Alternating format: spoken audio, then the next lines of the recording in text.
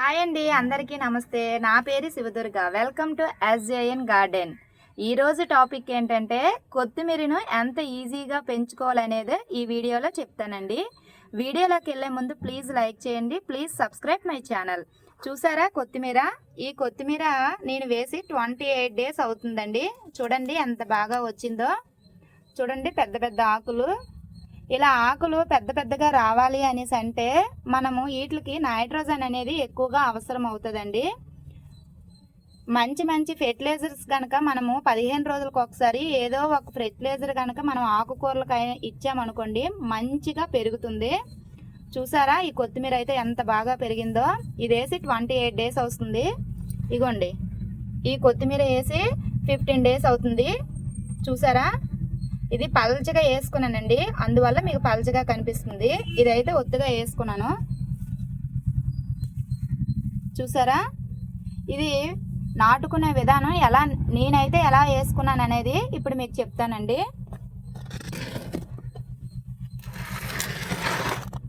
ఇది potting mix అండి. ఎప్పుడైనా సరే ఆకుకూరలు వేసుకునేటప్పుడు 1:1:1 రేషియోలో తీసుకోవాలండి.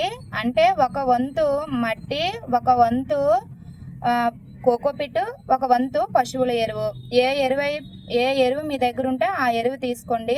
3 సమాన భాగాలుగా తీసుకొని ఆ మూడింటిని కలుపుకొని ఏ కంటైనర్లో అయితే మనం విత్తనాలు అనేది నాటుకుంటామో ఆ కంటైనర్లోకి మనం మట్టిని నింపుకొని వాటర్ అనేది వేసేసి అలాగా ఉంచుకోవాలండి.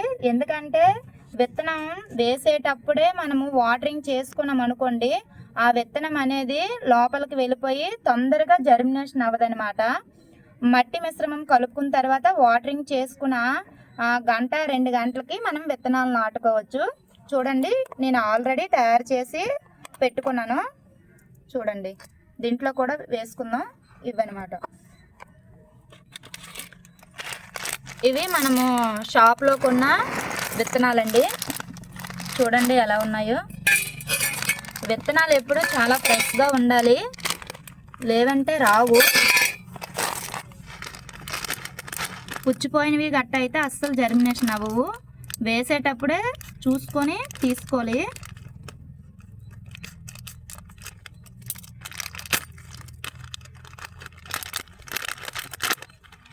ఇవి మనం షాప్లో కొన్న ధనియాలేనండి. చూడండి ఎంత ఫ్రెష్గా ఉన్నాయో. చూసారా ఇవన్నమాట. ఒక్కొక్క ధనియాని ఇలా బద్దలు చేస్తే ఇవి 2 సీడ్స్లా అవుతాయండి. ఇదిగోండి ఇలా ఇవి 2 సీడ్స్ అన్నమాట. ఇలా ఇప్పుడు మనం కొంచెం ధనియాలను తీసుకొని మనం 2 వేసి విత్తనాలుగా చేసుకుందాం. ఇవి చేసుకోవడానికి ఏదైనా అప్పడాల కర్ర అయినా లేదా ఏదైనా గ్లాస్తో కానీ దేంతో అయినా చేసుకోవచ్చు. మన దగ్గర ఇప్పుడు చెప్పు అవైలబుల్గా ఉంది కాబట్టి ఇప్పుడు చెప్తో చేసుకుందాం.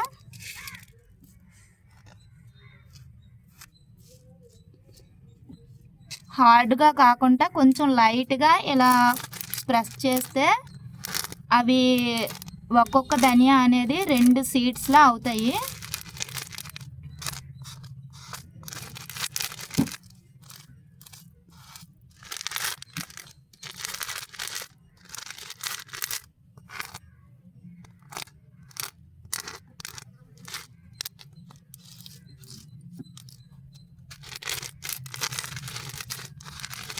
ఇలా చేసుకోలే.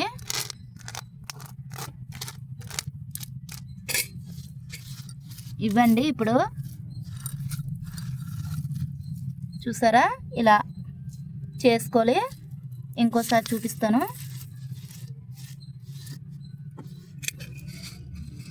ఇంకోండి ఇలా వేసుకొని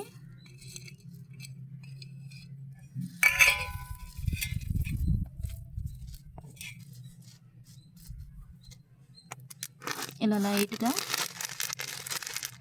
ఇలా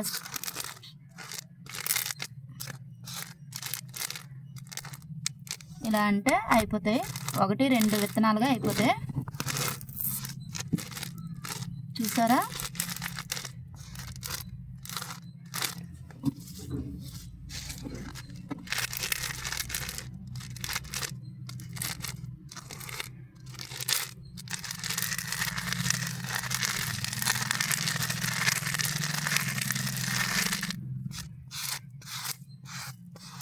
ఏది ఉంటే దాంతో మీరు ఇలా ప్రెస్ చేసుకుంటే ఇలా 2 విత్తనాలుగా అయిపోతాయి.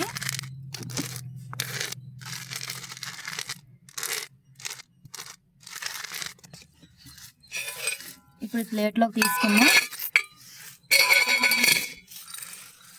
ఇగోండి ప్లేట్లో తీసుకుందాం.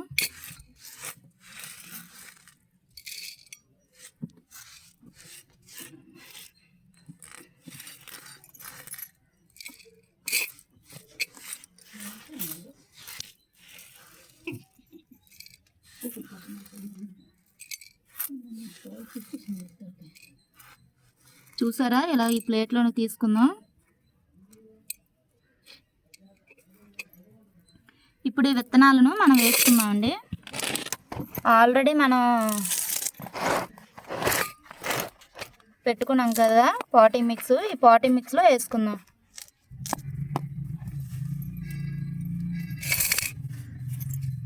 ఫస్ట్ మనం పలచగా జల్లుకోవడం వల్ల పలచగా వచ్చింది కదా, అందువల్ల కొంచెం ఒత్తుగా జల్లుకుందాం. ఇలా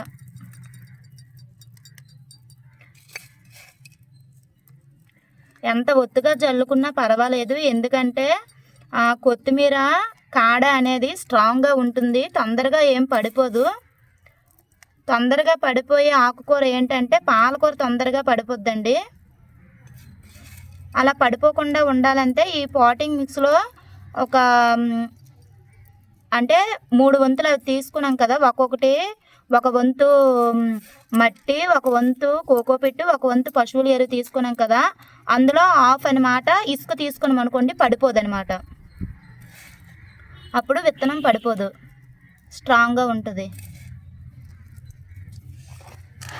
ఇప్పుడు ఇందులో వేసుకుందాం.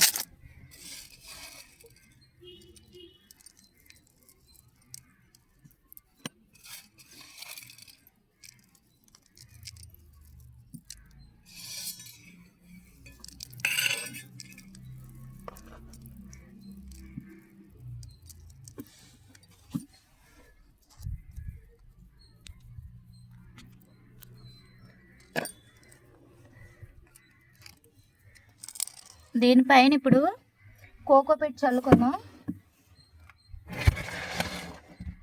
విత్తనం తొందరగా జర్మినేషన్ అవ్వాలనేసి అంటే ఇసుక కానీ మట్టి కానీ లేదా కోకోపిట్ కానీ మనం చల్లుకోవాలి.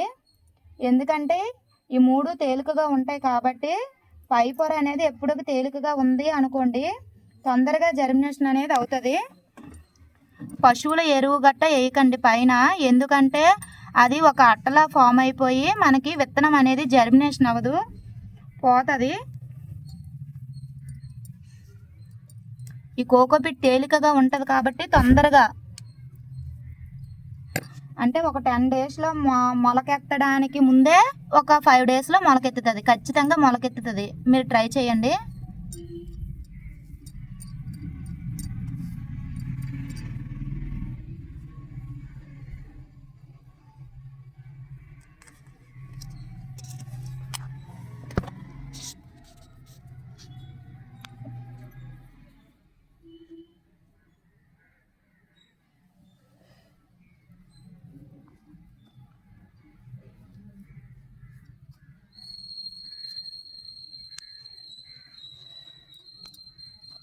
ఎప్పుడు కూడా ఇలా 3 మనం సమాన భాగాలుగా తీసుకున్నామంటే అది బరువు కూడా ఉండదండి. అంటే టెర్రస్ బరువు ఉండకూడదు గట్టా అని అంటారు కదా, అందువల్ల ఇలా సమాన భాగాలుగా తీసుకున్నాం అనుకో మనకి బరువు అనేది కూడా ఉండదు. మనకి ఏది కావాలో ఆకుకూరలైనా కూరగాయలైనా మనం తొందరగా వాటిని మనం హార్వెస్ట్ చేసుకోవచ్చు అన్నమాట.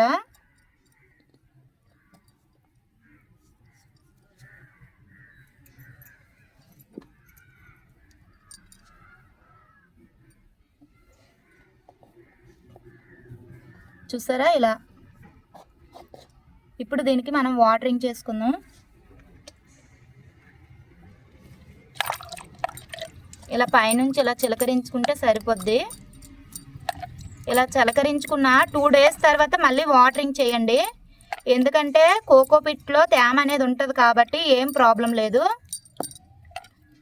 ఒకవేళ తేమ లేనట్టయితే వాటరింగ్ చేయండి, తేమ ఉన్నట్టయితే 2 డేస్ వరకు ఏం అవసరం లేదు. విత్తనాలు కనిపిస్తున్నాయి కదా, అక్కడ కనిపించకుండా కొంచెం కోకోపీట్తో కవర్ చేయండి. ఇప్పుడు దీనికి వాటరింగ్ చేసుకుందాం.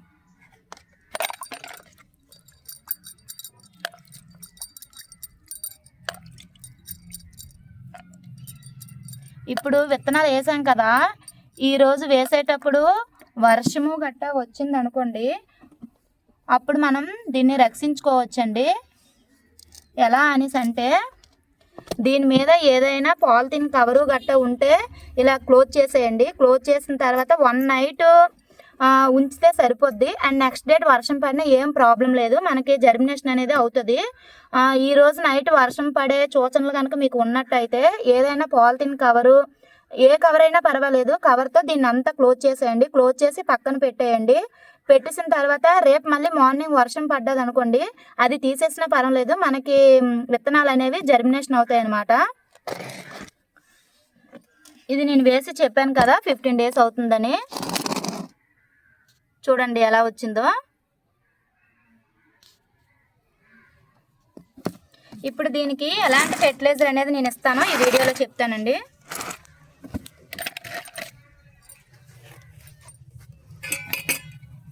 ఎక్కువగా ఆకుకూరలకి మనకు కావాల్సింది నైట్రోజన్ అండి.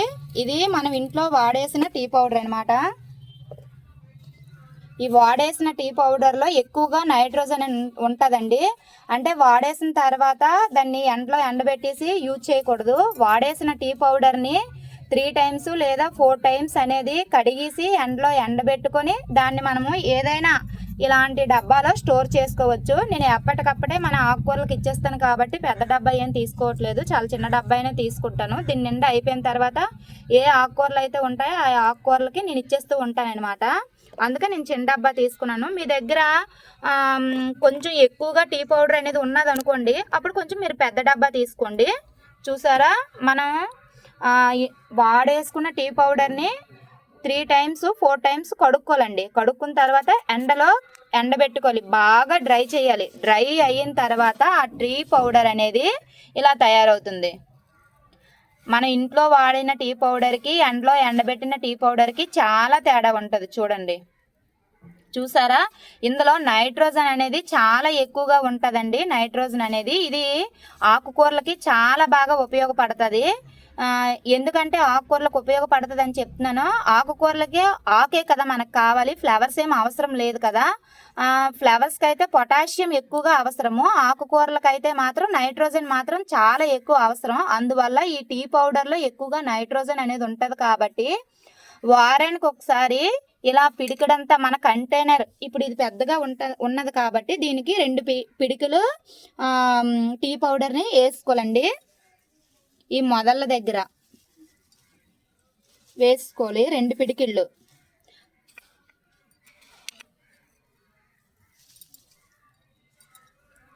ఏం అయిపోదు, ఆర్గానిక్ ఫెర్టిలైజరే కాబట్టి దీనివల్ల బ్యాడ్ ఏమో అంటే చనిపోవడము గట్ట ఏం జరగదనమాట.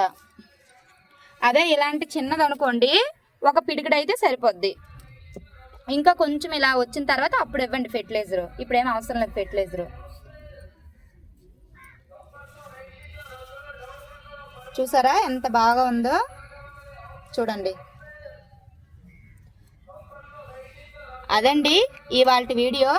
ఈ వీడియో కనుక మీకు నచ్చినట్లయితే ప్లీజ్ లైక్ చేయండి, please subscribe my channel. Thank you friends.